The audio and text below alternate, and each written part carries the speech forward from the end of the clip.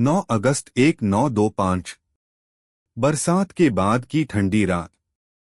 अंधेरे को चीरती हुई एक भाप से चलने वाली ट्रेन पूरी रफ्तार में आगे बढ़ रही थी। यह वही ट्रेन थी जो शाहजहांपुर से लखनऊ जा रही थी। डिब्बों के अंदर बैठे यात्री खिड़कियों से आती ठंडी हवा का आनंद ले रहे थे। किसी को अंदाजा नहीं था कि कुछ ही मिनटों में यह रात इतिहास बन जाने वाली है।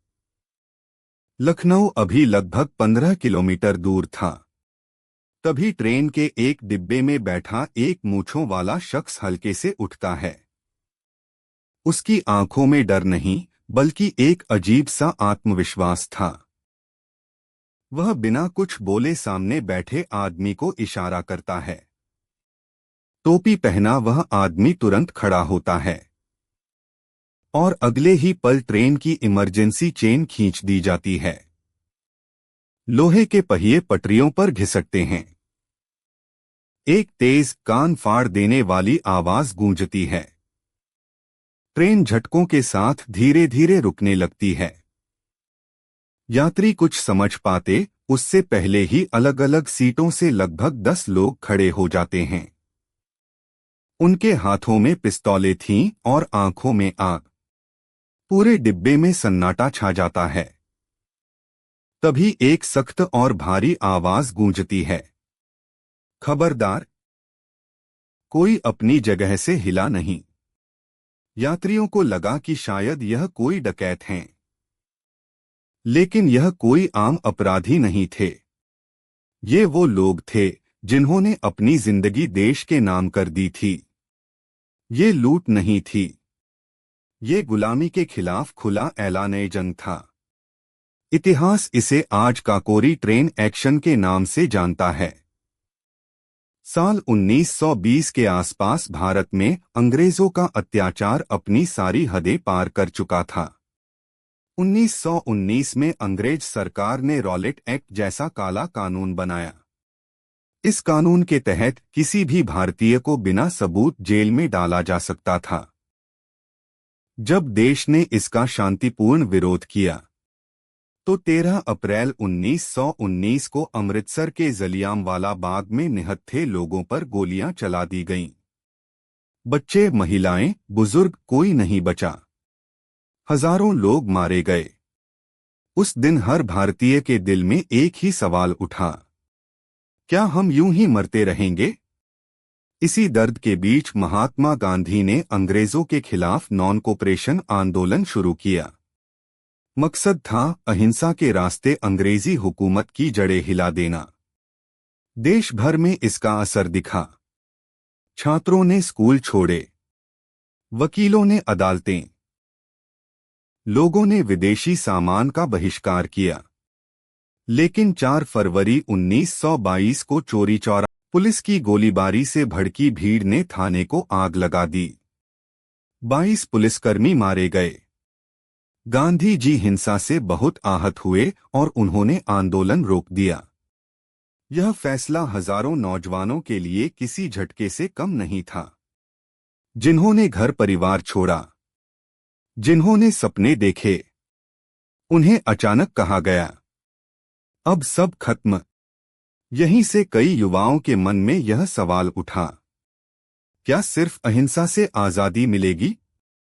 इसी बेचैनी और गुस्से से जन्म हुआ हिंदुस्तान रिपब्लिकन एसोसिएशन HRA का। 1924 में कानपुर में कुछ नौजवान क्रांतिकारियों ने इसका गठन किया।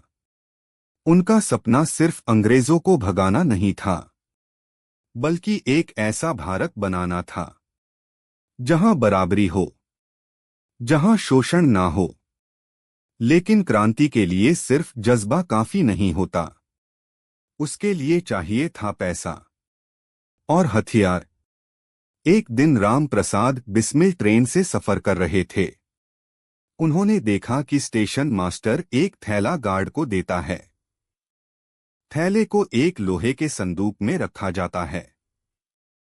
यह पैसा अंग्रेजों द्वारा भारतीयों से वसूला गया टैक्स था। बिस्मिल ने गौर किया। संदूक भारी था, लेकिन उसमें न ताला था, न जंजीर। उसी पल उनके दिमाग में एक विचार कौंधा। हम अपने देशवासियों को नहीं लूटेंगे, हम अंग्रेजों का खजाना लेंगे। शाहजहांपुर में एक गुप्त बैठक हुई। योजना साफ थी। शाहजहांपुर से लखनऊ जाने वाली ट्रेन को काकोरी के पास रोका जाएगा। गार्ड के डिब्बे से सरकारी खजाना निकाला जाएगा। एक शर्त सबने मानी, किसी भी निर्दोष भारतीय को नुकसान नहीं पहुंचेगा। 8 अगस्त को योजना फेल हो गई, लेकिन 9 अगस्त 1925 की रात सब कुछ तय था। क्रांतिकारी अलग अलग स्टेशनों से ट्रेन में चढ़े। चेहरे ढके हुए थे, दिल तेज धड़क रहे थे। जैसे ही ट्रेन काकोरी से आगे बढ़ी, चेन खींच दी गई। ट्रेन रुकी। ड्राइवर को काबू में लिया गया। यात्रियों को भरोसा दिलाया गया, डरिए मत, हम आपके दुश्मन नहीं हैं। लेकिन तभी एक गलती हो गई। एक निर्दोष मुसाफिर गलतफहमी का शिकार हो गया। एक गोली चली और एक जान चली गई। उस पल सब कुछ थम सा गया। क्रांतिकारी टूट गए। यह वह नहीं चाहते थे, लेकिन वक्त बहुत कम था। आखिरकार संदूक टूटता है। करीब 8,000 रुपए मिलते हैं, आज की कीमत में लाखों। सब तेजी से वहां से निकल जाते हैं। कुछ दिन बाद गिरफ्तारियां शुरू होती हैं। गद्दारी होती है। साथी पकड़े जाते हैं। मुकदमा चलता है। अंत में 4 नाम, 4 फांसी। लेकिन उनका बलिदान बेकार नहीं गया। उनकी राख से एक नई चिंगारी निकली, एक नई क्रांति।